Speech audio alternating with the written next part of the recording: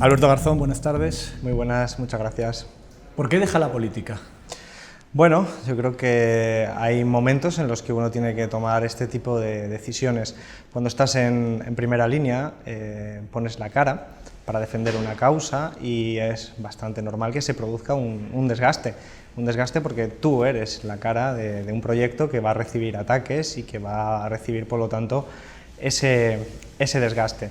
Y pasando el tiempo, y en mi caso son 12 años ya, desde que entré en primera línea de la política, como el diputado más joven en el Congreso, me han pasado muchas cosas en este tiempo, lógicamente como al conjunto del país, y llega un momento en el que te das cuenta de que hay otros compañeros y otras compañeras que pueden hacer esa función mucho mejor que yo mismo.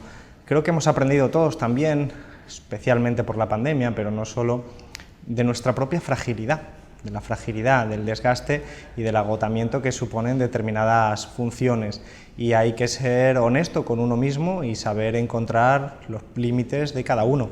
Y yo durante todo este tiempo he explorado y he encontrado mis propios límites y me he dado cuenta de que efectivamente había otras personas que podían hacerlo mejor, y eso para el proyecto político siempre va a ser, yo creo que más satisfactorio y más adecuado. Junto a esto se suma un elemento político de primer orden.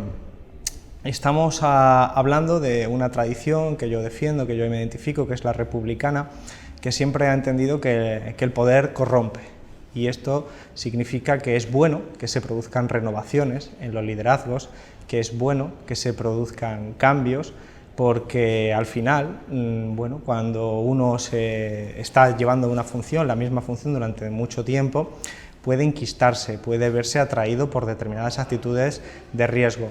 Yo siempre lo he puesto de ejemplo cuando entré de diputado. Cuando entré de diputado con 26 años, había muchas cosas que te llamaban mucho la atención y que te seducían de manera peligrosa.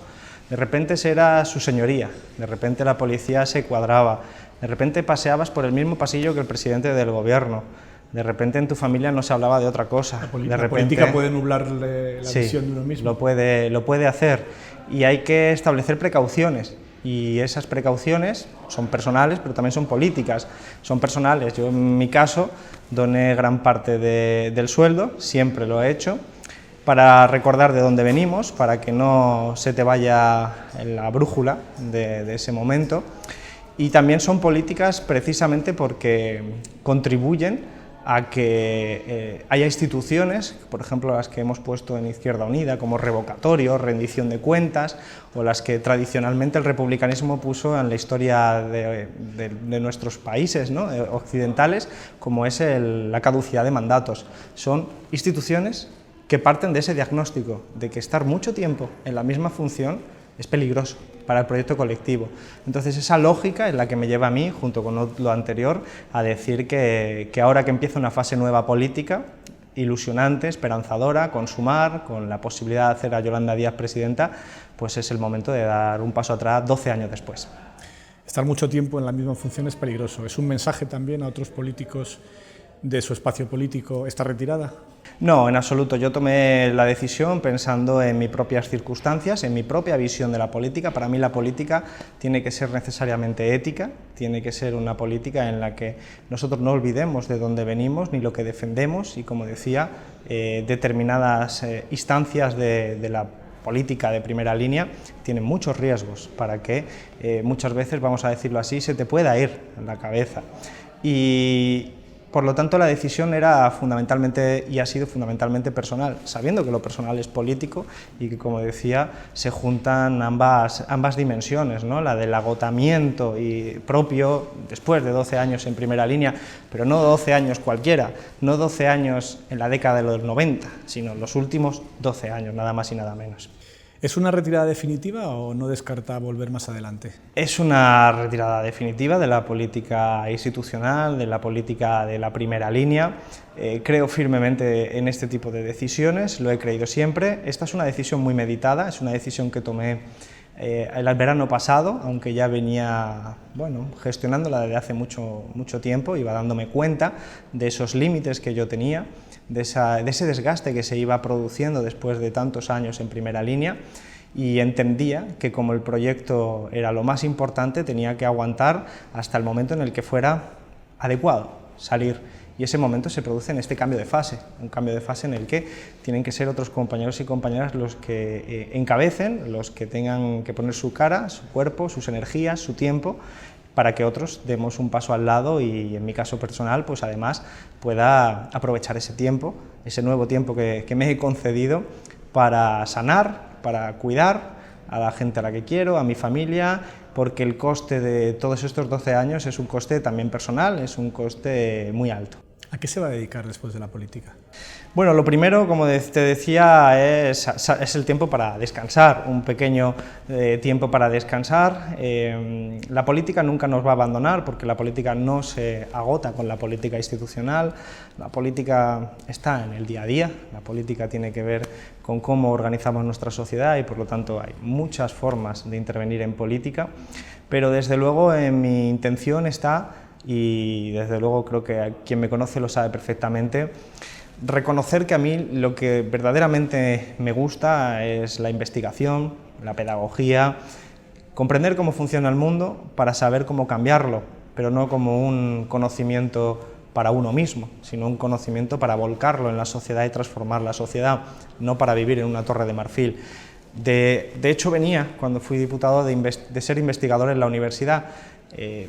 Neutralicé, dejé al lado la carrera académica para poder asumir estas funciones políticas y ahora, con el tiempo, con tranquilidad, pues me gustaría ir explorando vías de seguir haciendo lo que a mí me gusta, que como decía es investigar, es poder intervenir políticamente desde otra trinchera distinta, muy distinta a la de la política institucional.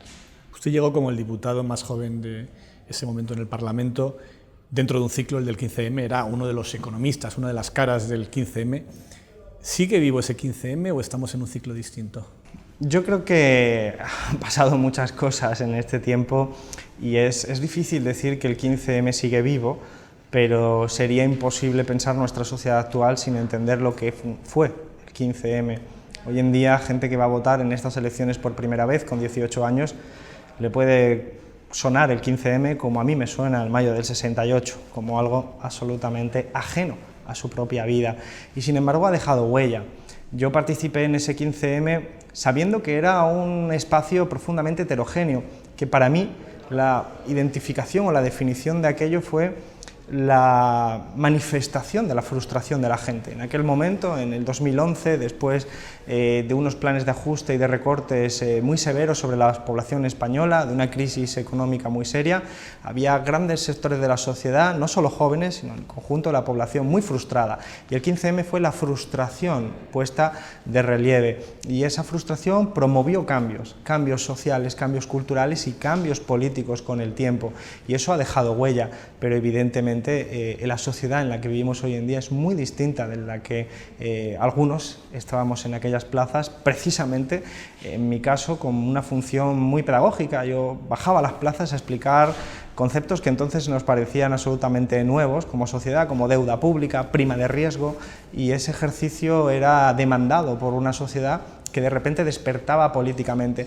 Lo cambió todo, el hecho de que hoy tengamos tanto debate político en televisiones, en radios, en medios de comunicación en general, no existía entonces. Parece que como hemos vivido en el día a día no nos damos cuenta, pero yo participé en un programa de televisión que fue el que permitió que más gente me conociera, que fue el de 59 segundos.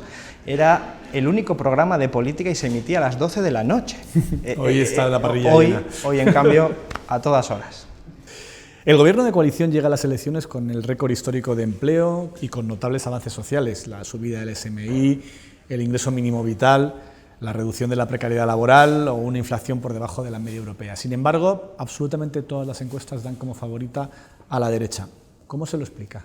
Porque muchas veces utilizamos un patrón de interpretación de comportamiento electoral de la ciudadanía erróneo.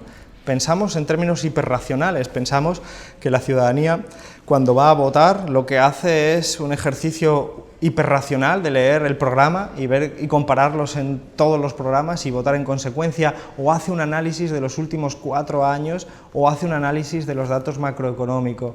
La política es mucho más compleja que todo eso. El comportamiento electoral está basado en vectores muy diferentes, en variables muy distintas que simplemente ver si el PIB o cualquier otro indicador macroeconómico sube o baja.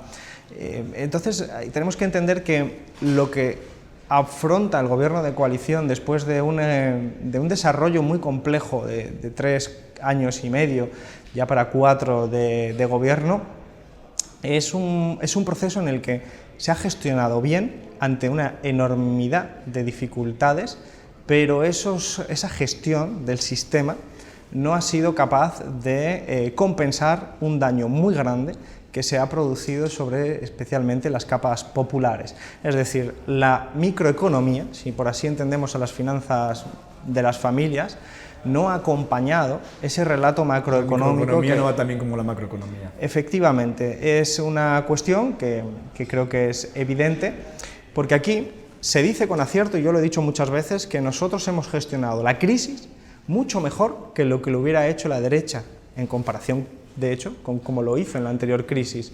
Sin embargo, eso no sirve de nada para familias que lo que han visto desde el gobierno de coalición en su llegada hasta la actualidad es que su poder adquisitivo se ha deteriorado, que su acceso a los servicios públicos se ha deteriorado también en términos, por ejemplo, de calidad. Todo ello, digamos, obedece a otro relato, obedece a otra forma de ver la política. Mi sensación, por lo tanto, es que cuando uno accede al gobierno no tiene un abanico infinito de opciones para elegir a voluntad, sino que enfrenta unas restricciones marcadas por el ciclo económico, restricciones marcadas por la lógica del capital, el crecimiento económico, restricciones políticas, geopolíticas, restricciones incluso sanitarias. Hemos tenido una pandemia por delante, pero si nos dedicamos solo a la gestión, sin un proyecto estratégico detrás, podemos encontrarnos con lo que está sucediendo en este momento, que mucha de tu base social no te reconoce como un instrumento útil y por lo tanto te deja de lado. ¿A qué me estoy refiriendo en términos ideológicos? A que el neoliberalismo, de cuyas cenizas se puede hablar porque la práctica política de las instituciones internacionales no tiene nada que ver con lo que pasó hace 10 años, sigue teniendo una base material muy fuerte. Cuando la derecha gobierna, por decirlo de una forma muy sencilla, se dedica a reforzar su base social. La base social de las clases adineradas se ve reforzada por bajadas de impuestos, por facilitación, por ejemplo, de acceso a servicios privados de sanidad o de educación, mientras que deteriora, aísla, fragmenta a las clases populares al deteriorar los servicios públicos, sus lazos sociales los deteriora, los desgasta. Cuando en cambio la izquierda hemos estado gobernando, hemos tenido enormes dificultades para socavar la base material del neoliberalismo. Y ahí creo que al Partido Socialista le ha faltado mucha valentía y mucho pensamiento estratégico, porque si quieres cambiar el paradigma del neoliberalismo a un paradigma distinto, independientemente del nombre que le queramos poner, tienes que cambiar la base material de ese proyecto. Es decir, ¿qué ha pasado en España con esa clase social rentista que vive como extrayendo rentas del sector inmobiliario? Están muy enfadados, pero tienen sus intereses intactos. Absolutamente, no se les ha tocado. Ha habido algunas modificaciones fiscales, ha habido algunas cuestiones, pero no ha habido un proyecto ambicioso de vivienda pública, como hemos defendido desde Unidas Podemos durante todo este tiempo, porque no ha querido avanzarse en esa línea. Por lo tanto, esa base material que sostuvo el neoliberalismo y la burbuja inmobiliaria no ha visto sus privilegios alterados en este tiempo. Y esa base social, esa base material, es muy poderosa, es muy influyente. No solo sostuvo el neoliberalismo, sino que está detrás de los ataques al gobierno de coalición. Por lo tanto, lo que tenemos que entender es que cuanto más fuerza tenga un proyecto estratégico destinado a cambiar la base material de la sociedad, en un sentido, digamos, de alianzas, pues evidentemente más fácil será poner en marcha y defender proyectos progresistas. ¿Por qué cree que ha sido tan eficaz también ese eslogan de la derecha de derogar el sanchismo? Bueno, porque derogar el sanchismo es una condensación de una serie de principios y de valores que la derecha encarna. Derogar el sanchismo es como las cañas de Ayuso. Parecen elementos que son cotidianos y parecen desideologizados, pero realmente tienen una potencia de carga enorme. Una potencia de carga que lo que te están diciendo básicamente es que han sabido focalizar en un adversario y han inoculado una serie de valores y de principios conservadores e incluso reaccionarios con los que están vehiculando a gran parte de la frustración que existe en nuestro país. Porque al final el estado anímico, el humor social que está atravesando nuestro país no puede ser bueno después de 2 décadas alternando crisis económicas con generaciones como las generaciones más jóvenes profundamente desarraigadas de la posibilidad de tener un futuro estable.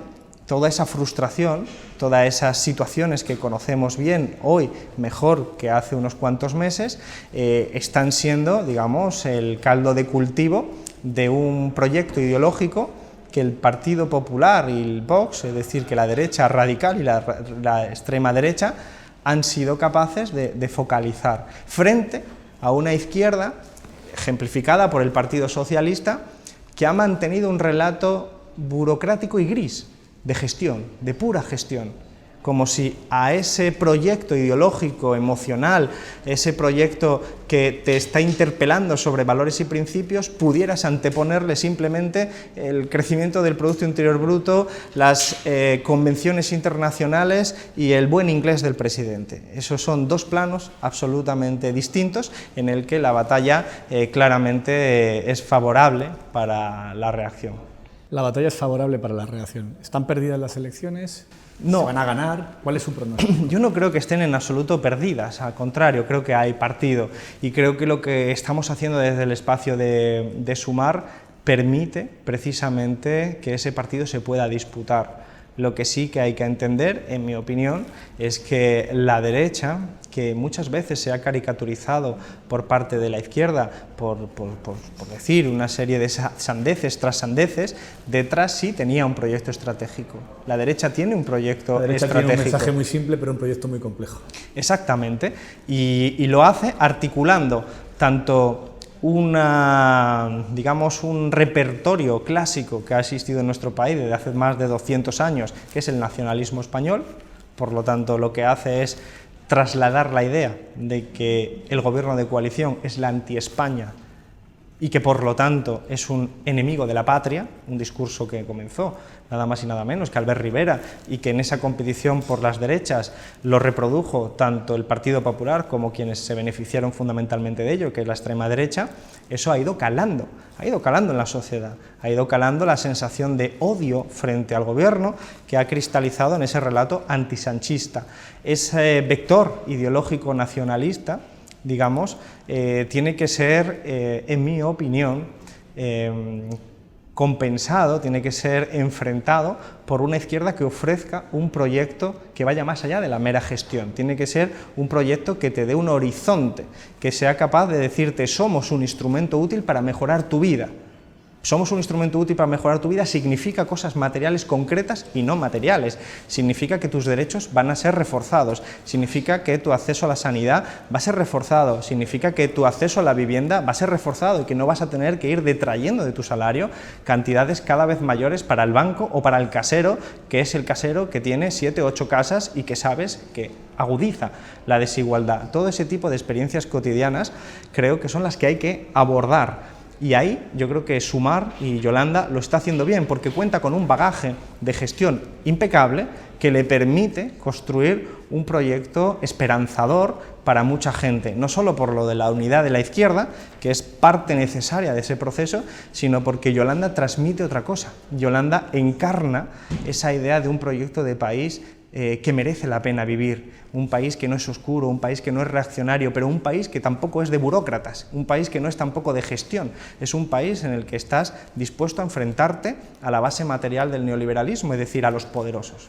Es decir, que la estrategia de Sumar debería ser hablar más del futuro y menos del pasado, más de un proyecto nuevo de qué hay que hacer a partir de ahora y menos de la gestión de estos últimos años. Absolutamente, y para mí eso siempre ha sido una de las claves de la izquierda constituida siempre en los homenajes a fundamentalmente las derrotas. Es decir, nosotros venimos de una tradición en nuestro país que desgraciadamente en los últimos 200 años hemos tenido muy pocas victorias. Hemos tenido Constitución de Cádiz, abortada, hemos tenido el Trienio de Riego, abortado, Bienio Progresista, abortado, Revolución Gloriosa, Primera República, abortada, Segunda República, abortada.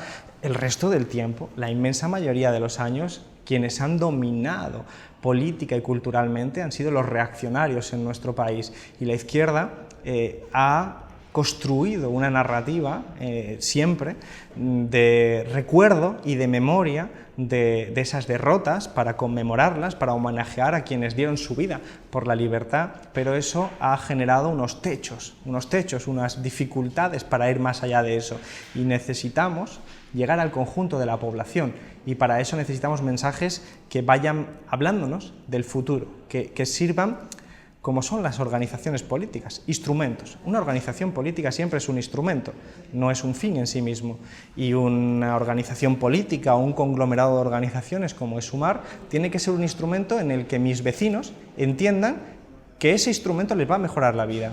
Si en el momento en el que a ellos no les parece que sea útil, entonces es cuando nosotros tenemos que hacer la autocrítica. Yo creo que Sumar está dando los pasos adecuados. Es verdad que en un periodo de tiempo demasiado acelerado por las circunstancias. ¿Sirve de algo apelar al miedo a la extrema derecha? ¿Funciona? ¿Hay miedo a la extrema derecha o se ha normalizado ya tanto Vox que ya no es eficaz? Tenemos que tener presente que la extrema derecha en nuestro país, aunque sea reciente, lo es simplemente desde el punto de vista organizativo, mejor dicho. Ha existido siempre. Porque orgánica y culturalmente ha existido siempre. El Partido Popular no es un partido homogeneizable con los partidos demócrata cristianos de Europa, por ejemplo, que son partidos que se fundaron al calor del antifascismo. En Alemania, en España, en Alemania o en Francia, quería decir. En España, por ejemplo, el Partido Popular ya fue normalizando muchas de las actitudes de la extrema derecha. Y para la práctica cotidiana, creo que la mayor parte de la población ha normalizado ya que Vox es un partido equiparable al Partido Popular, y por lo tanto genera un miedo racional, sensato, que yo mismo tengo, y que por lo tanto es un motivo de preocupación y de incitarnos a la acción, que sin embargo no puede ser el vehículo principal de nuestra intervención política, porque el miedo también paraliza, el miedo bloquea. Y lo que nosotros necesitamos es una gran movilización de la izquierda, no sobre la base del miedo a que puedan gobernar otros, sino sobre la base de la esperanza para las generaciones siguientes, la esperanza para las generaciones presentes, cogiendo lo que mejor hemos sabido hacer en este tiempo y siendo capaces de vislumbrar un futuro que permita una vida digna, un vivir bien al conjunto de la población. Creo que esa otra actitud, ese otro enfoque es mucho más adecuado, sabiendo que se pueden hacer las dos cosas, desvelar qué significa realmente y cuáles son los riesgos de la derecha y la extrema derecha, pero centrándote en movilizar aquellas pasiones que nos permiten construir sociedades más justas.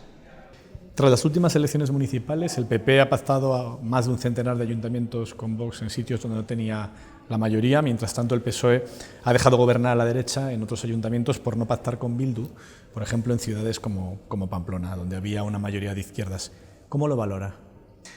Yo creo que la batalla cultural, que es fundamental para entender cómo se disemina lo que llamamos el sentido común a lo largo de la sociedad, el Partido Socialista no la quiere dar, tiene miedo a dar ese tipo de batallas culturales y sin embargo es imprescindible.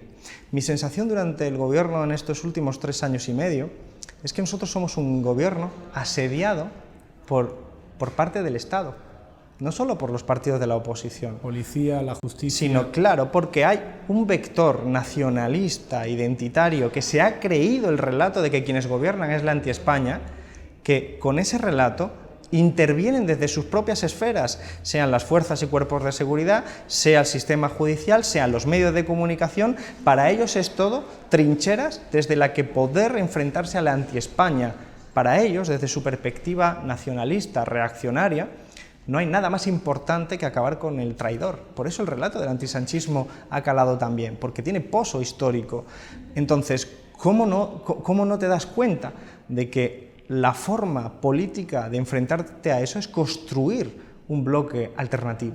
Y ese bloque alternativo pasa necesariamente por construirlo en alianza, no solo entre Partido Socialista y Sumar Hoy, como antes Unidas Podemos, sino también con otras fuerzas que pueden diferir en muchas otras cosas, como Esquerra Republicana e incluso el PNV, pero también Bildu u otras fuerzas que podemos transitar caminos de manera conjunta dentro de las instituciones democráticas. Renunciar a hacer eso por miedo al qué dirá la derecha, creo que es un paso muy peligroso, porque es un paso que te limita tu capacidad de intervención. Y cuando estás asediado, todos los instrumentos son importantes para quitarte ese asedio de encima. Eso es lo que al final yo creo que más estamos pagando, la dificultad que tiene el Partido Socialista para abordar determinados temas de manera estratégica. Consejo General del Poder Judicial, por ejemplo, la dificultad que tiene de entender que partes del Estado están asediando a este gobierno de coalición precisamente porque hay un proyecto estratégico distinto, es un proyecto estratégico muy conocido, es un nacionalismo centralista, es un nacionalismo antiindependentista, antirrepublicano, antisocialista, por supuesto, eso ya lo conocemos, y es que desde Cánovas del Castillo hasta Primo de Rivera, pasando por muchos otros, han teorizado sobre todo ello, Menéndez Pelayo, es decir, que ese pozo ideológico cristaliza en las actitudes actuales. Entonces, lo que no puedes hacer es quedarte parado y pensar que la mera gestión va a ser capaz de romper todas esas camisas de fuerza que el Estado te está imponiendo. ¿Hay un conflicto político que la izquierda no ha resuelto entre la ciudad y el campo? ¿Cree que determinadas leyes, como las contrarias al maltrato animal o la defensa de una ganadería y una agricultura más sostenibles, han podido ser gasolina para la extrema derecha? Bueno, yo creo que la extrema derecha tiene dentro de su estrategia la intención de crear la caricatura de que la izquierda es urbanita, es cosmopolita, se centra en las ciudades y tiene inquietudes que son ajenas al día a día de los que viven en el campo. Esta es la caricatura. Esta es una caricatura que ha puesto en marcha la extrema derecha en todas partes del mundo, desde Donald Trump hasta los partidos de extrema derecha en Bélgica, por ejemplo, con más notable éxito recientemente. La realidad es mucho más compleja. Yo diría que hay dos cuestiones. La primera, España está articulada de la manera centralista. Como consecuencia de lo que decía antes, España se ha articulado de manera centralista y ha dejado una gran parte vaciada. Esto no es normal en otros países europeos como Alemania o como Francia, donde hay una densidad de población mucho mejor distribuida. Y esto ha dejado un sentimiento de quedarse atrás por parte de las zonas interiores de nuestro país, que está justificado, porque al final los recursos, los presupuestos, el capital humano, los que tienen estudios se van a las grandes ciudades y lo que se queda en el ámbito rural pues se queda con menos recursos. Esto es una de las cuestiones que está sucediendo. Hay agravios justificados que generan fuerzas centrífugas dentro de esos lugares, esas provincias del interior. Y luego, por otro lado, existen circunstancias, retos como el ecológico, que despiertan contradicciones en el mundo rural, pero contradicciones que no son las que intuye desde esa caricatura. Por ejemplo, Izquierda Unida gobernamos fundamentalmente en el mundo rural, desde capitales de provincia como Zamora hasta gran parte del interior de Andalucía o de otros lugares de España que son eminentemente rurales y donde, por ejemplo, la cuestión del cambio climático es una preocupación primaria, porque claro, el primer problema es aceptar que el campo es simplemente la caza, que la tradición de la caza es simplemente el mundo rural. No, el mundo rural es mucho más que eso, muchísimo más amplio, muchísimo más complejo. De hecho, quienes se movilizaron primero contra las llamadas macrogranjas, que es la condensación de esas contradicciones de un modelo de producción y consumo insostenible, son las gentes que vivían en el mundo rural. Una macrogranja lo que hacía era contaminar el suelo, contaminar el agua, dejar a los municipios del interior de España sin agua potable, contaminar, por supuesto, a través de las emisiones de gas de efecto invernadero y contribuir al cambio climático, contaminando la atmósfera y otra serie de procesos que bien conocemos. Bien, pero eso no es campo contra ciudad, eso es el sistema económico que no tiene en cuenta los costes medioambientales frente a una alternativa que tiene que anclarse en el mundo rural. Ahí es donde se está, disputando una importantísima batalla. Ocurre también con las renovables. Es decir, la transición energética tenemos que hacerla, pero la transición energética se puede hacer de muchas formas. Una de ellas es que los oligopolios dirijan todo el proceso, atendiendo como oligopolios y empresas privadas única y exclusivamente al beneficio económico, y la otra opción es que se puedan articular medidas que tengan en cuenta las necesidades de las poblaciones del interior, sus reivindicaciones, sus demandas, y hacerlo de otra manera.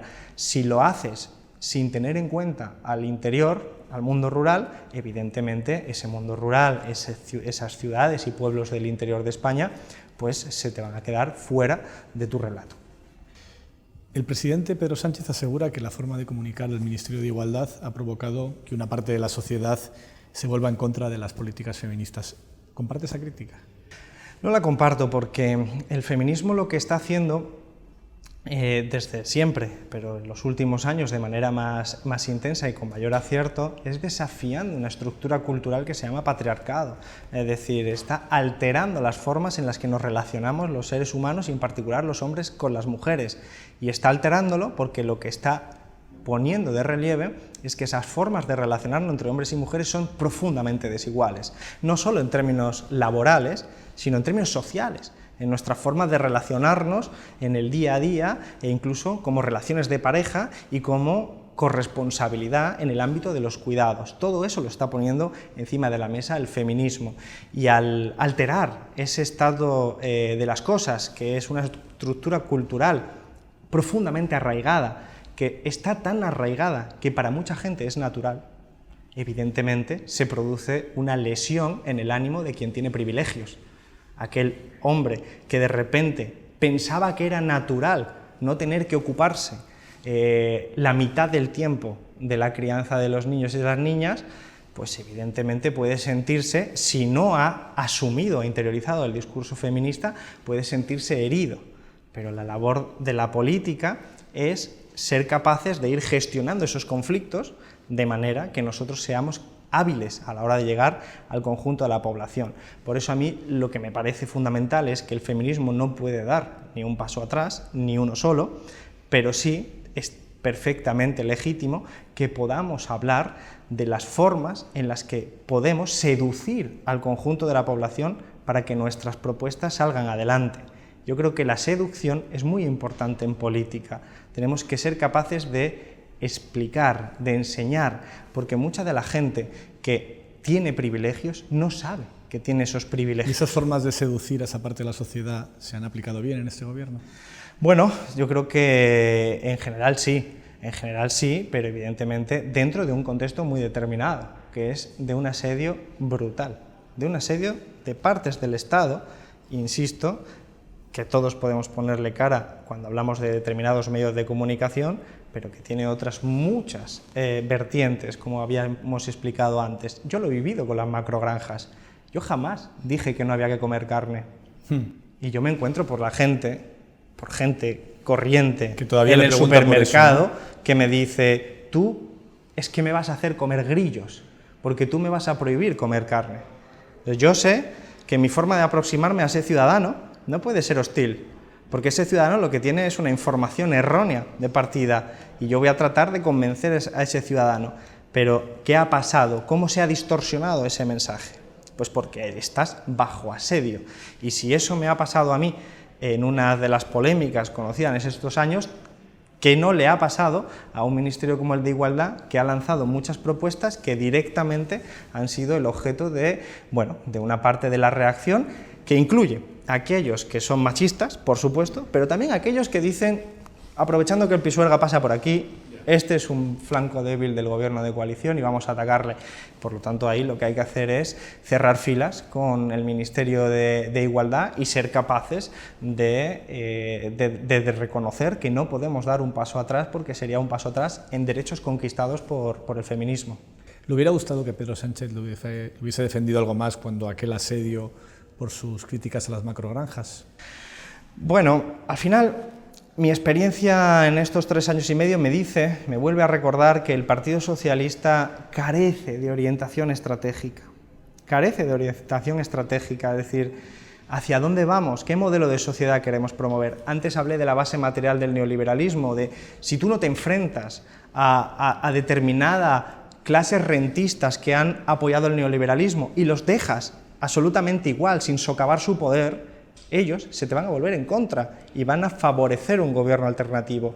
En el resto de dimensiones ocurre exactamente igual. Cuando nosotros lo que hacíamos, y lo que he hecho yo en particular, ha sido poner encima de la mesa lo que dice la ciencia, hemos sido simplemente transmisores de la evidencia científica y además con un discurso muy medido, protegiendo, por ejemplo, la ganadería extensiva, protegiendo los modelos tradicionales y sociales de ganadería, protegiendo a sectores que se ven amenazados por el cambio climático, como el sector primario, la agricultura. Hemos promovido líneas de trabajo de alimentación saludable, o en mi tierra de nacimiento, en La Rioja, el vino se ve afectado por el cambio climático y son alianzas que podemos tejer. Sin embargo, en ese momento, el Partido Socialista, en vez de pensar estratégicamente, pensó en el corto plazo. Pensó que se aproximaba verano, que la gente iba a hacer barbacoas y que, como iban a decir, que había que reducir el consumo de carne. Ese pensamiento simple, que tiene racionalidad, pero una racionalidad cortoplacista.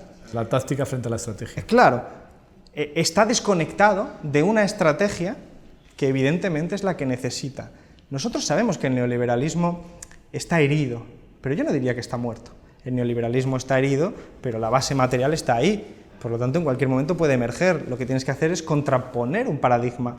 Roosevelt, cuando enfrentó lo que llamaríamos el liberalismo clásico y puso en marcha lo que con el tiempo se llamó keynesianismo, se enfrentó a las clases altas y lo hizo, bien sea por necesidad, por convicción, por el contexto, pero lo hizo transformando la estructura de poder del país.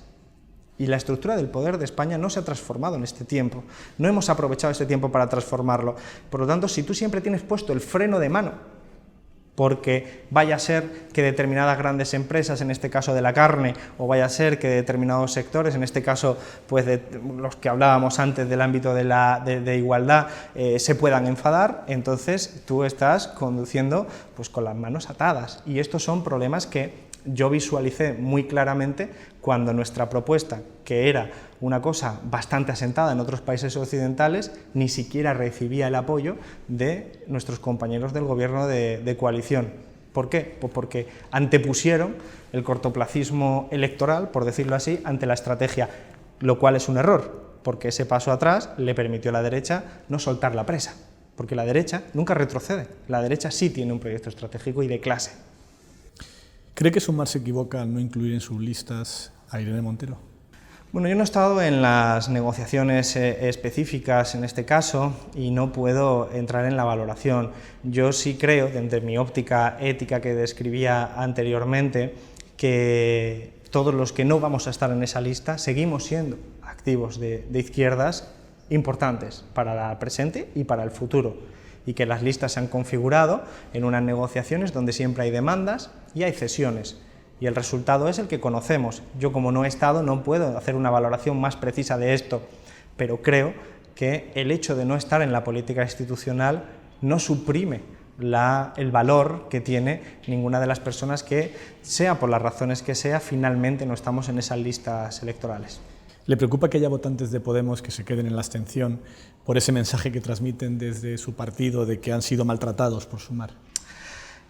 Creo que es importante conocer la historia, aunque sea la historia reciente.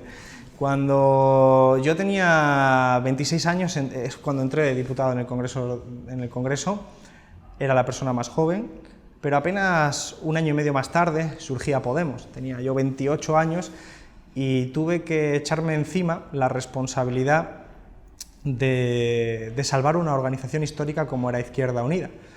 Yo, que además había sido un accidente histórico, porque fui elegido diputado en unas condiciones anómalas, en las condiciones del 15M, en unas condiciones en las que gran parte de la dirección de Izquierda Unida desconfiaba de mí. Cuando yo fui elegido candidato por Málaga, se elaboró una lista en la que estaba el 1, que era yo, el 3, el 4, el 5, sucesivamente, el 2 no estaba. Yo pregunté, ¿por qué? Y entonces un compañero me dijo con eso, pues porque vamos a elegir a una persona de confianza por si tú la lías. Es decir, es un partido que en ese momento tenía incluso resistencias a que un independiente, aunque fuera militante de Izquierda Unida, pero que no era del aparato, encabezara la candidatura. Al final he sido coordinador de Izquierda Unida, así que esas reservas no estaban justificadas, pero en el proceso de confluencia con Podemos, en el proceso en el que primero competimos con Podemos, que me eché encima junto con toda la organización adelante en un proceso muy complicado, porque Podemos no quiso la confluencia. Habla del año 2015. Hablamos del año 2014 y 2015. En ese momento yo tuve muchas reuniones con Pablo Iglesias, con Íñigo Rejón, con Luis Alegre, entonces secretario de organización, y queríamos confluencia. Y ellos, en cambio, solo querían líderes mediáticos, como es mi caso, e hicieron ofertas muy atractivas para mí mismo y para otros compañeros. Ficharle a usted y dejar fuera Izquierda Unida. Exactamente, y yo les decía continuamente, no soy yo solamente, Izquierda Unida es una organización que tiene un bagaje, que tiene 20.000 afiliados por todo el territorio, una gran capilaridad que tiene que ser necesariamente parte del futuro de la reconstrucción de la izquierda. Y ellos estaban en otra lógica, en la lógica de los fichajes. Cayo Lara lo llamó entonces una OPA hostil, y nosotros lo pasamos mal. Gran parte de mi equipo de campaña se pasó a Podemos. No solo se nos pasaron votantes, se nos pasaron muchos cuadros, se nos pasaron mucha gente a Podemos. Resistimos y lo conseguimos, pero aquello dejó heridas. Dejó heridas porque el proceso de competición electoral generó frases, generó intervenciones y desprecios públicos que quedaron marcados en mucha gente. Y cuando Gruñón, efectivamente, salsa de estrellas rojas. Efectivamente. Y después, cuando al cabo de 6 meses, casi aproximadamente, alcanzamos la confluencia, para algunos, como en mi caso, estábamos muy contentos, pero para otros aquello era una traición, porque habían asumido, interiorizado, que Podemos era parte del enemigo. Y perdimos mucha militancia, perdimos cuadros y perdimos potencialidad, sin que esto fuera la razón fundamental del devenir de los resultados electorales. Pero sirve para ilustrar que incluso cuando te ves forzado a competir contra un partido con el que compartes muchas cosas, la peor estrategia es la estrategia del resentimiento y el rencor, porque va a dejar cicatrices.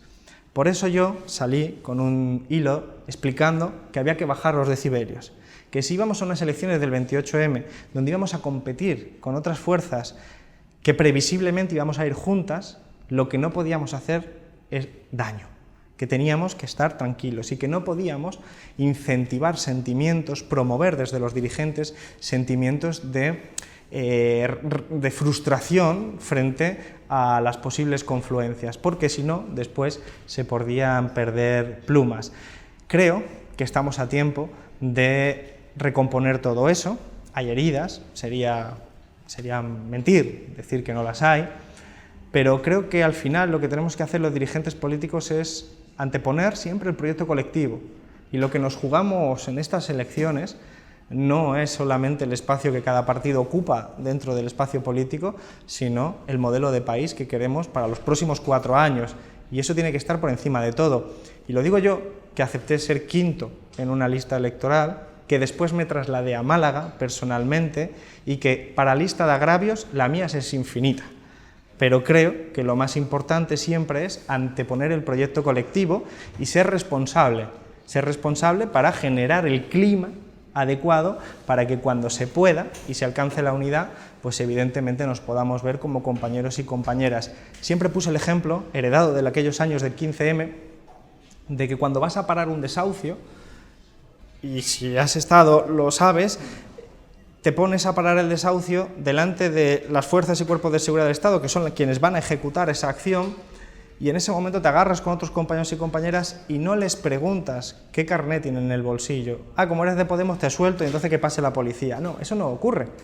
Te juntas con ellos y sabes que sois una piña, igual que la acción sindical conjunta. Todo ese tipo de procesos son los que nos tienen que enseñar que en política institucional tenemos que evitar siempre el corporativismo. Yo he sido, como decía, una anomalía histórica, porque desde el principio en Izquierda Unida dije que yo lo que quería era hacer la transformación o revolución y no las siglas de lo que lo hicieran, que las organizaciones eran instrumentos, no fines.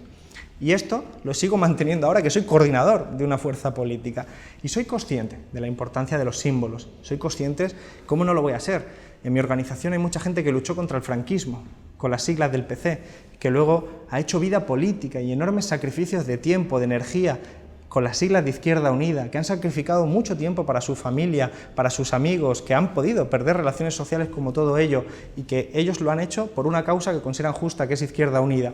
¿Cómo no voy a entender esa conexión simbólica? Pero al final, en política, nosotros no podemos caer presas de ese corporativismo o ese de patriotismo de partido, porque los partidos, con ese tipo de símbolos, aún así siguen siendo instrumentos. Y el instrumento ahora más adecuado para mí se llama sumar. Y el instrumento sumar es el que nos va a poder poner en una vía correcta para este país. ¿Por qué no se llega a un acuerdo por sumar, una coalición como la que ahora es sumar, antes de las municipales? ¿A quién responsabiliza usted de que no se lograra esa unidad que tantos gobiernos ha costado en estas últimas elecciones? Es difícil responder a esa pregunta porque es un fenómeno muy complejo. Cuando Yolanda Díaz es elegida vicepresidenta, yo había tenido un periodo de distanciamiento con ella, importante, porque ella se había aproximado más a las tesis de Pablo Iglesias, y yo con Pablo Iglesias siempre he estado bastante de acuerdo, pero también he discrepado. Creo que es un animal político en el mejor de los sentidos posible, y creo que no hay un mejor comunicador político que Pablo Iglesias, y que va a tener que pasar mucho tiempo para que haya alguien como él, pero discrepaba. Yo nunca estuve en su círculo de confianza, porque yo no era de Podemos, y en ese periodo de distanciamiento, en el que había tiempo que no nos hablábamos, otros que sí, se produjeron pues, procesos naturales de reconciliación también. Cuando se elige a Yolanda Díaz, por supuesto yo tampoco estaba informado de ese hecho, y a pesar de que a Yolanda la había conocido hacía mucho más tiempo y que fue parte de mi equipo de campaña en aquel 2014 tan difícil para nosotros, para Izquierda Unida, cuando es elegida y me cuenta, me viene y me dice: Alberto, yo soy la elegida para llevar a cabo esto, pero yo lo que quiero es reconstruir lo que se ha ido rompiendo en estos últimos 6 años. Yo le dije: Yolanda, pues en esto vas a tener mi apoyo y el de toda Izquierda Unida, porque la realidad impepinable es que Unidas Podemos, desde el año 2016, 2015, 2016, hasta la actualidad, hemos perdido casi la mitad del apoyo social y electoral. Y esto no solo se debe, aunque hay partes que lo explica, al acoso externo o a las traiciones y escisiones internas, sino que se debe a errores propios. Y por el camino nos hemos dejado a mucha gente. Y Yolanda hizo ese diagnóstico y dijo: hay que sumar, hay que recomponer esto a los partidos e instituciones, pero también a la gente que en algún momento confió en nosotros y ahora ya no lo está haciendo.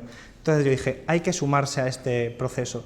Y desde entonces, que ha pasado 1 año y medio, hemos trabajado en esa línea, pero era una línea muy complicada, en la que lo que menos ha habido, desgraciadamente, ha sido un debate de naturaleza político-ideológico. No se ha discutido de medidas ni de estrategias. No ha sido una división, digamos, de posiciones irreconciliables en torno a una temática concreta, sea el ecologismo, sea el feminismo, o sea la política internacional. No ha sido eso. Ha sido que el espacio de Unidas Podemos ha sufrido mucho en los últimos 6, 7 años, y en ese desgajamiento ha habido también muchas fracturas personales, y eso ha dificultado mucho de lo que estamos tratando de recomponer ahora. Muchos hemos jugado de puente, hemos tratado de hacerlo, y finalmente lo hemos conseguido, porque esto es lo importante, lo verdaderamente asombroso, porque no es nada común, es que sumar hoy es la confluencia de todos los actores a la izquierda del Partido Socialista en este país. Y eso es muy importante. Es un punto de partida que nos permite, además, a partir de un porcentaje de las encuestas bastante decente, tener un crecimiento notable de aquí al 23 de julio y que sea suficiente para que se pueda revalidar un gobierno de coalición, porque no está escrito lo que puede suceder todavía en este último mes. Esto es lo que para mí es central. Todo el proceso intermedio ha estado pues, claramente trufado de diferentes problemáticas que hemos ido tratando de sortear. Hablaba antes de Pablo Iglesias y de sus virtudes. ¿Cree que Pablo Iglesias ha jugado un papel importante en estas negociaciones de Sumar a pesar de estar formalmente fuera de la política? Bueno, creo que Pablo Iglesias es un opinador muy legitimado, conoce el ecosistema. Es una persona muy lúcida, de verdad que Pablo Iglesias durante el tiempo que fue vicepresidente y líder de Podemos fue una persona que tenía un atractivo político inmensurable. Sus intervenciones en los órganos de confluencia eran muy ricas, analíticamente impecables, se ganaba mucho la adhesión de todos los que estábamos allí. Ha sido una persona sumamente inteligente y yo le tengo mucho cariño, en general, no solo por las razones políticas, sino porque él también, al ponerse en primera línea y más que nadie, ha sufrido las consecuencias de esa valentía. Ha tomado desde hace un tiempo una distancia con respecto, por ejemplo, a lo que yo pienso, que nos pone en posiciones distintas a la hora de analizarlo. Y sin embargo, yo creo que él siempre ha tenido claro, esa es mi sensación, de que había que ir juntos, de que había que ir unidos, por las razones que fuera. Y para mí eso me vale, porque en este momento no podíamos concebir ninguna otra opción que no fuera ir unidos. Y con todas las trayectorias de cada uno, para mí, toda esta gente representa colectivos que somos todos parte necesaria de la solución de la izquierda en los próximos años, para hablar de lo que decíamos antes, de los problemas de la gente, cada uno en su función. Muchos ya no estaremos en política institucional, otros sí lo están, cada uno tendrá su función, pero todos tenemos que remar en la misma dirección. Antes hablaba del declive de ese espacio político. En las generales de 2016, Unidos Podemos entonces tuvo más de 5 millones de votos, en noviembre del 19 eran 3 millones y en las últimas municipales y autonómicas estaba alrededor del 1 millón. Decía que no todo se explica por el acoso de los medios o por el acoso de la derecha. ¿Qué otras causas hay de este declive? Bueno, vamos a ver, yo creo que una parte se tiene que explicar necesariamente porque el rival, el adversario, juega. Decía Jean-Paul Sartre que cuando le preguntaron qué le había parecido un partido de fútbol, decía: en el fútbol todo se complica por la presencia del rival. Esta frase lapidaria venía a decir básicamente que sobre el papel todo es bastante sencillo, pero luego el adversario te mueve el terreno. ¿Qué ocurre? Que cuando surge Podemos, se dinamita el sistema bipartidista y se abren opciones de transformación, los elementos reaccionarios reaccionan y se recomponen. Y a partir de ese momento se produce una guerra sucia, un lawfare de manual contra Pablo Iglesias en particular y contra Podemos. También el espacio que no era Podemos, incluido nosotros, que hemos sufrido también eso. Pero eso, que es muy grave en cualquier democracia y que hemos conocido pues, la existencia de una policía patriótica, de unas cloacas de la policía, del Ministerio de Interior, del Partido Popular, usadas para inventar pruebas, para construir titulares falsos, para desgastar al espacio político, ha existido. Eso es evidente. Pero al margen de eso, nosotros tenemos que ser capaces de entender que todo no se puede explicar solo por el enemigo exterior y el enemigo interior, porque también se han producido escisiones y expulsiones dentro de todo el espacio político. Entonces, todo ello yo creo que explica, junto con un cambio de clima político y de ánimo social, un deterioro, digamos, de nuestro porcentaje de apoyo social. Y es eso lo que nosotros de Izquierda Unida proponíamos resolver. Nosotros siempre tuvimos la esperanza de que podíamos construir algo con Podemos de manera democrática, de mecanismos de decisión compartida. Una organización con contrapoderes. Al menos un espacio de decisión democrático, donde Izquierda Unida iba a ser el socio minoritario, lógicamente, pero que pudiéramos tomar parte de esas decisiones. Eso nunca lo conseguimos. Por eso cuando Yolanda propone el proceso de sumar, no solo propone recuperar a lo que se ha perdido, propone un cambio de estilo, propone un cambio de parámetros, propone abordar los retos ideológicos de este país y propone algo muy interesante que también repite la historia, y es frente a un modelo resistencialista, un modelo volcado en sí mismo, un modelo de nos atacan todos, por lo tanto cerremos filas y aquí nos defendemos, un modelo que la izquierda históricamente, como decíamos antes, es bastante adepta por las circunstancias sobrevenidas. Frente a eso propone un modelo muy parecido al Podemos original. Sí, ese Podemos original era el que criticaba precisamente a su organización por ser en aquel momento la resistencia en la derrota. Efectivamente, y Sumar lo que propone es: no podemos quedarnos simplemente fomentando la cohesión interna y por lo tanto el victimismo, que cohesiona mucho internamente, sino que tenemos que salir a pelear.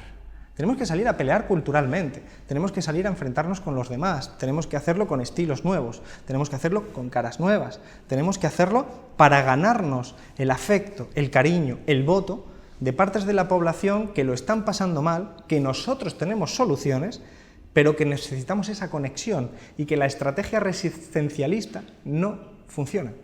Y ahí es donde esa otra racionalidad de Sumar, yo creo que tiene muchísimas mejores oportunidades y expectativas, porque frente a la estrategia resistencialista y a la parálisis estratégica de un partido socialista que parece construirse como una especie de tecnocracia progresista, el proceso de Sumar es un proceso mucho más bello, es un proceso que te habla de vivir bien, de ser felices. Es un proceso que te dice, a las 6 de la tarde deberías estar en el parque con tus niños y tus niñas. Lo que hay que hacer es reducir la jornada laboral, lo que hay que hacer es repartir la renta, la riqueza, lo que hay que hacer es vivir mejor. Y esto es un proceso que conecta con las inquietudes que tiene la gente en los barrios. Esto es lo que hay que hacer. Y esto es lo que Yolanda, yo creo que además, con su carisma, con su bagaje, con su experiencia, está consiguiendo hacer. El problema es que los tiempos, desgraciadamente, pues son muy estrechos para hacerlo en este tiempo, pero creo que es posible. En las últimas elecciones municipales y autonómicas, a Izquierda Unida le ha ido mejor que a Podemos en los territorios donde han ido por separado, aunque han ido en esta ocasión en muchos territorios juntos, en aquellos donde han ido por separado, como Asturias, o como Rivas, o como Zamora, les ha ido a ustedes mejor. ¿Por qué? Bueno, cuando nosotros intentábamos hablar en ese 2014 y 2015 con Podemos, y yo hablaba con un buen amigo como era Luis Alegre, con Íñigo Errejón, al que acaba de conocer, o Pablo Iglesias, le decía que no menospreciaran la organización que tenía Izquierda Unida, que Podemos tenía una base electoral enorme, encabezaban las encuestas. Sí, encabezaban las encuestas, pero no tenían organización. Yo decía, no despreciéis para el futuro la organización de Izquierda Unida, con alcaldes, con concejales, con experiencias, desde gente que luchó contra el franquismo hasta gente que ha sido pionera de la lucha ecologista en sus territorios o ha sido activistas sindicales en cualquier conflicto laboral. Todo ese bagaje, esa experiencia para mí era central, por eso yo no acepté irme a Podemos yo solo. Yo decía, para el futuro de la izquierda de este país, esto hace falta, este capital humano hace falta. Y claro, Podemos no veía las cosas de ese modo, tenía otra estrategia perfectamente legítima, pero que no era esa. Pero lo que era el valor que tenía Izquierda Unida era precisamente su arraigo territorial, su capilaridad, que ha permitido que cuando yo accedí a ser candidato, Izquierda Unida pasó de un 15% de las encuestas a un 3%, y en algunas encuestas a un 1%. La gente daba por amortizada a Izquierda Unida, y sin embargo superamos la desaparición de UPyD, superamos la desaparición de Ciudadanos, y seguimos ahí. Hemos llegado al gobierno, un gobierno de coalición, donde hay ministros de Izquierda Unida. Estamos ahora en unas listas electorales donde hay puestos de salida y hay garantizada la existencia de Izquierda Unida.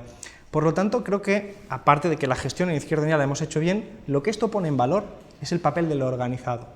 El papel que hace que una persona en León tenga algún tipo de afinidad con una persona en Málaga tiene que ver con la organización política. No solo porque piensen parecido, sino porque han conectado a través de un símbolo que es Izquierda Unida, de una organización.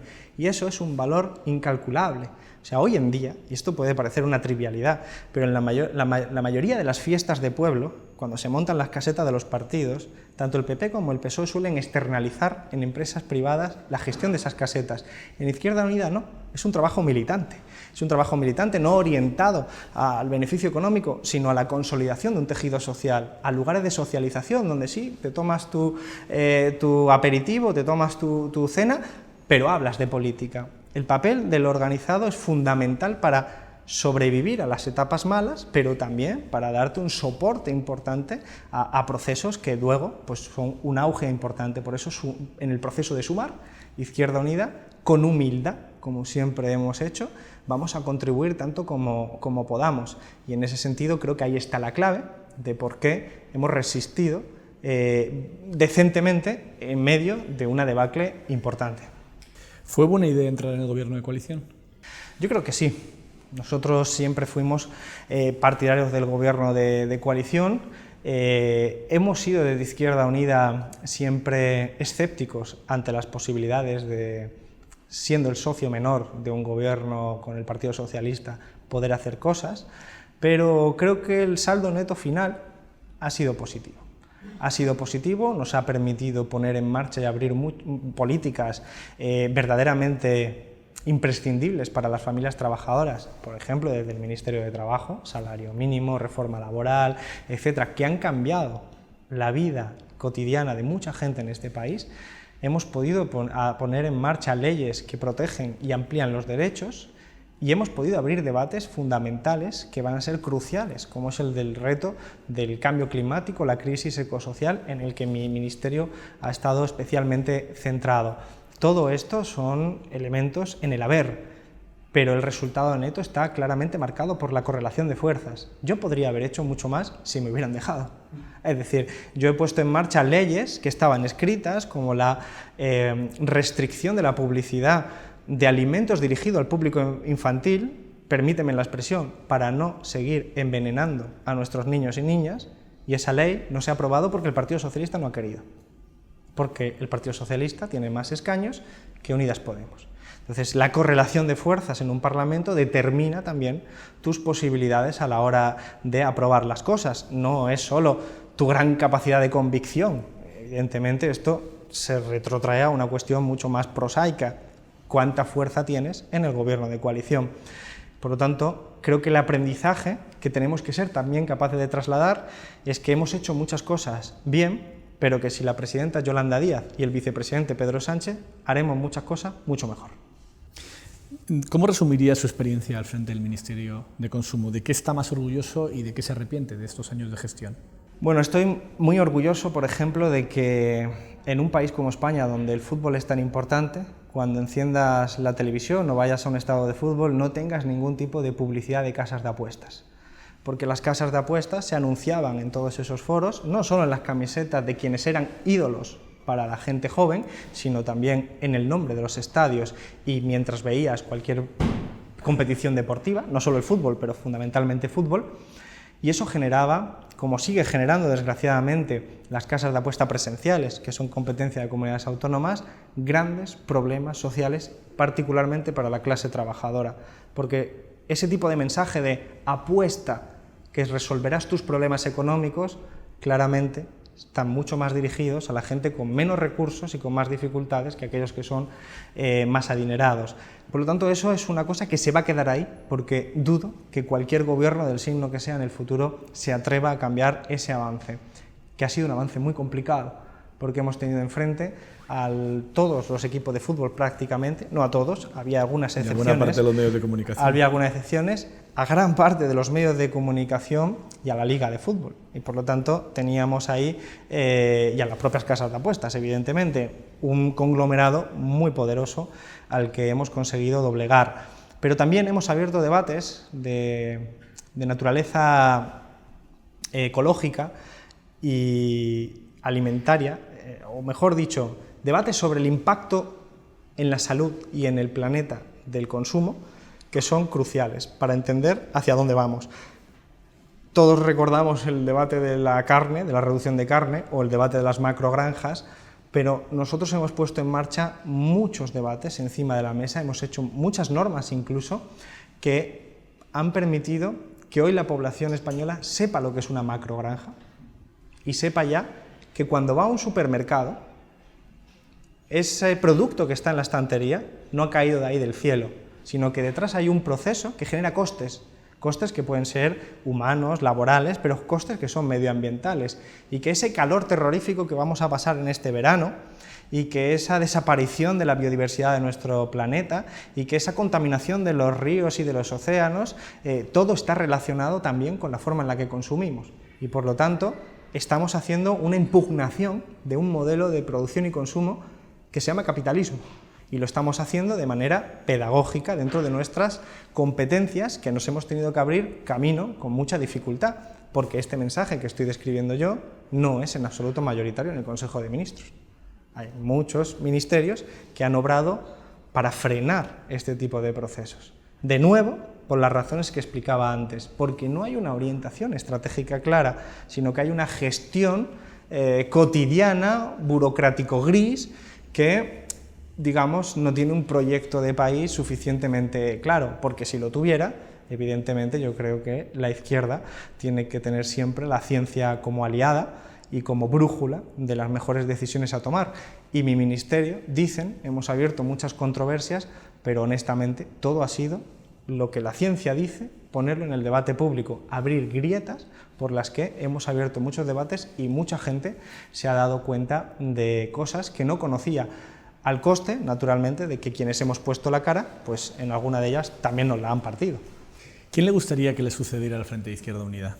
Bueno, en una cultura como la nuestra y como la que yo defiendo, lo importante no son tanto las personas, sino los procesos. Y yo sigo como coordinador de Izquierda Unida, agotaré el ciclo de ministro de Consumo y agotaré el ciclo de Izquierda Unida, precisamente para facilitar que el debate sea lo más sosegado posible, para que colectivamente decidamos quiénes pueden ser los compañeros y compañeras que van a continuar ese reto que tenemos por delante como Izquierda Unida y dentro del proyecto de Sumar, pero será un debate colectivo. ¿Cuáles son los plazos para el relevo en el liderazgo de Izquierda Unida? Bueno, no hay que tener prisa, desde luego, y hay que dejarse llevar más por el clima y por los acontecimientos. Tenemos unas elecciones ahora que deben ser la máxima prioridad y después habrá que hacer los debates políticos de en qué momento nos encontramos, qué tipo de Izquierda Unida necesitamos y a partir de ahí, cuando hayas definido qué tipo de izquierda necesitas, llegas ya a la otra decisión que es o debería ser la última, ¿no? Dice que cree en las organizaciones, pero el signo de los tiempos de los liderazgos políticos en los últimos años es justo al contrario. Usted al principio creció fuera de Izquierda Unida por su legitimidad en los movimientos sociales, en el 15M. Podemos creció por la popularidad en las tertulias de Pablo Iglesias, Más Madrid por la popularidad de Íñigo Errejón, Sumar ahora por la de Yolanda Díaz. Estamos viviendo un populismo sin retorno en el cual los movimientos políticos dependen de lo que dure la estrella de su líder y que cuando su líder decae, ese movimiento decae y hay que refundarlo. Realmente hay cosas que siguen siendo como antes, el personalismo siempre ha sido parte de la política porque las personas imprimimos un carácter, imprimimos una cierta atracción a mucha gente.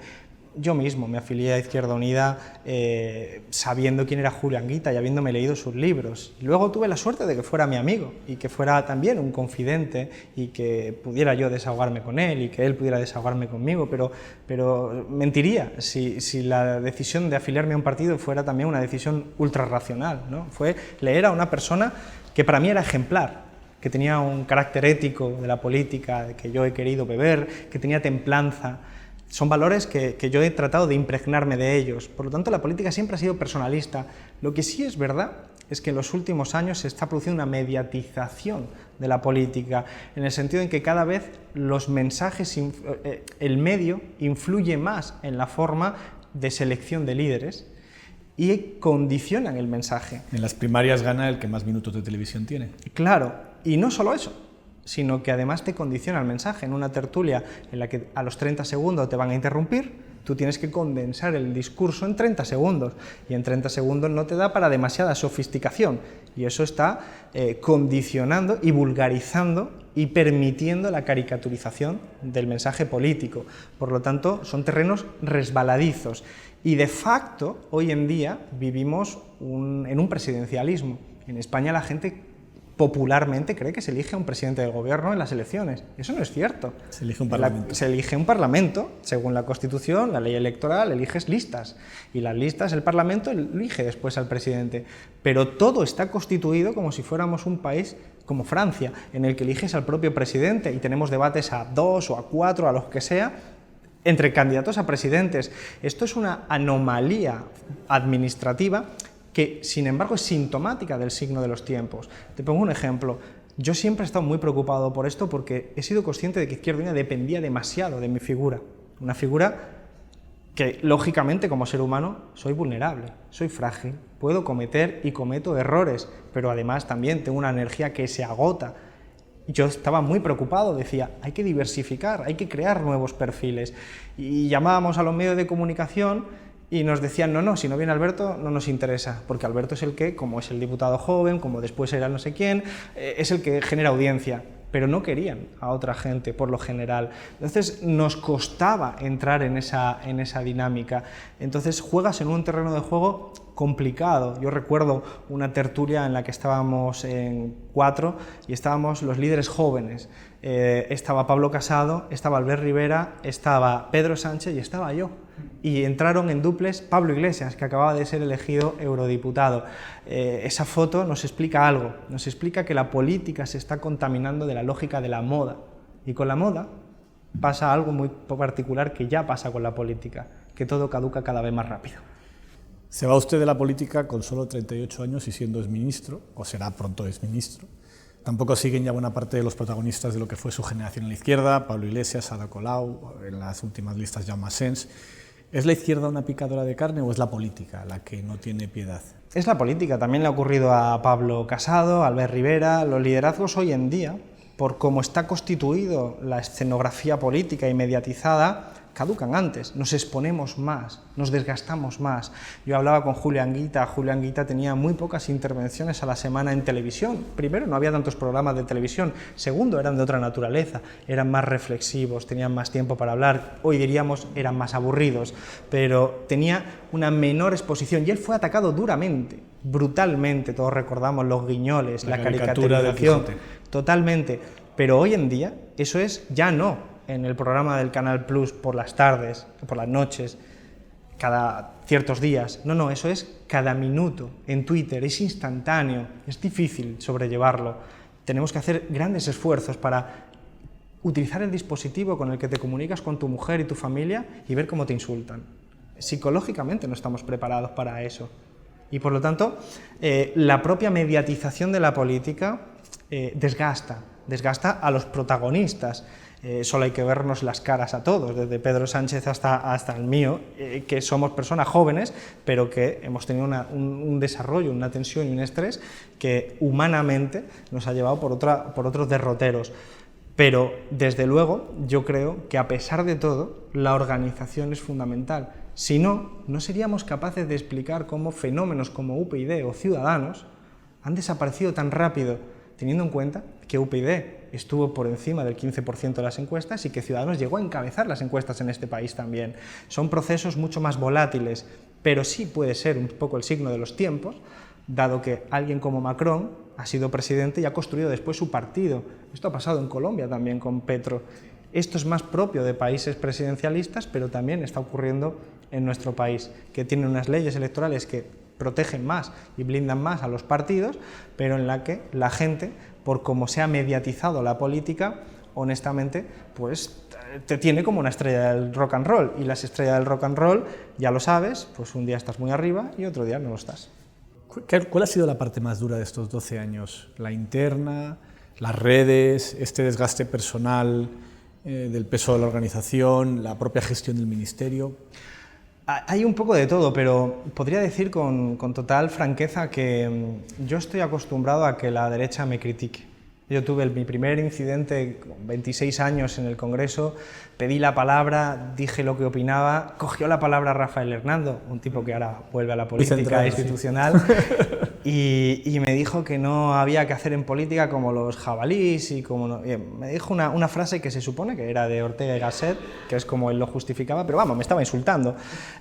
Luego, cuando nos encontramos en el pasillo, me preguntó amablemente, porque es un tipo afable en lo personal, por mi familia, que le da Almería, que no sé qué. A mí esto me chocó mucho. A mí como alguien que te pega el tobillo y luego después te pregunta por tus hijos. Claro, entonces lo que yo veía era que había un personaje, que la gente, por la mediatización de la política, el Congreso, que en la tradición republicana era un lugar para deliberar y buscar la verdad o la razón o lo que fuera que estemos buscando, en realidad se había convertido en una especie de teatro, en el que tú subes a la tribuna no para convencer a los que están alrededor, a veces incluso se vota antes de que haya debate, lo cual ya es pues, el sumum de lo que estoy trasladando, sino que tratas de mandar tu mensaje hoy en día para que te corten los 10 segundos, los 15 segundos, de manera que quienes son más hábiles para ese tipo de formato, pues tienen más éxito.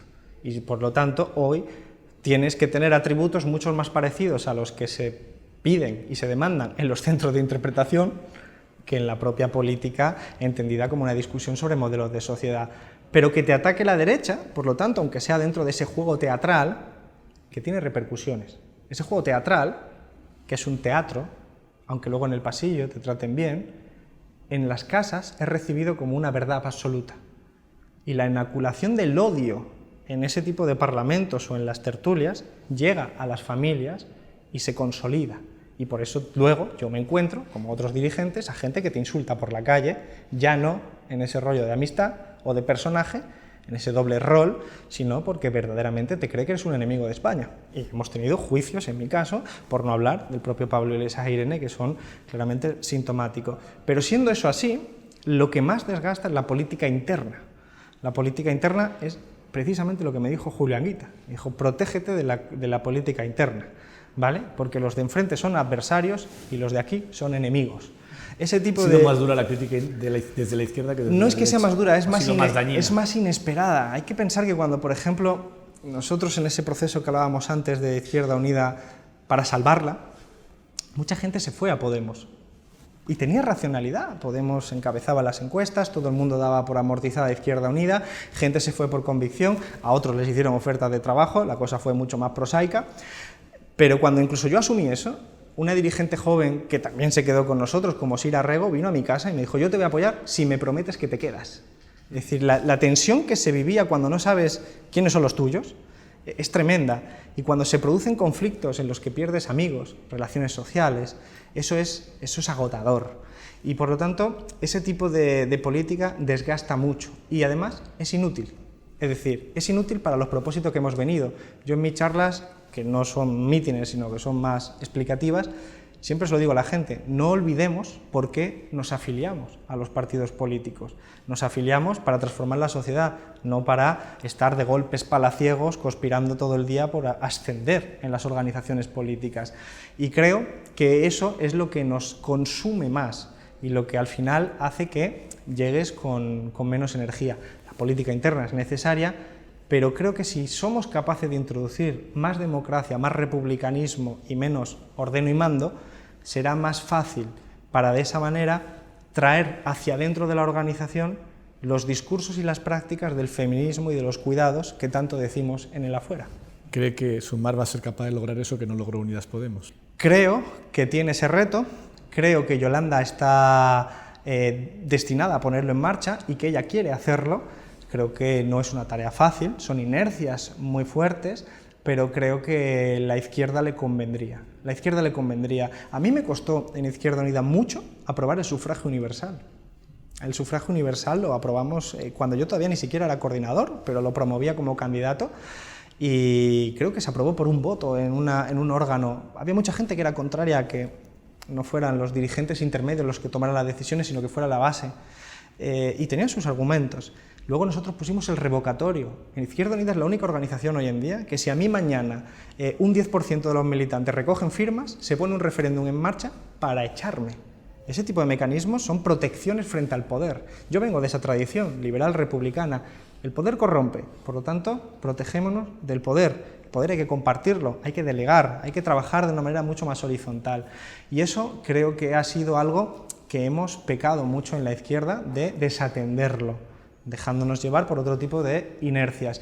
Y Sumar creo que tiene por delante abordar ese reto organizativo, pero tiene por delante abordar el reto de las contradicciones rojiverdes a nivel europeo, tiene por delante abordar un nuevo modelo de trabajo, con las nuevas tecnologías, con la automatización de los procesos productivos, tiene un modelo de abordar el país, la plurinacionalidad, es decir, que Sumar, que es fundamental en este momento no solo por las elecciones, sino porque va a ser el actor central para abordar todos esos debates, que son debates centrales para que la izquierda pueda ofrecer respuestas a muchos de los problemas de nuestras sociedades cambiantes. Muchísimas gracias, Alberto. Muy bien, muchas gracias a ti.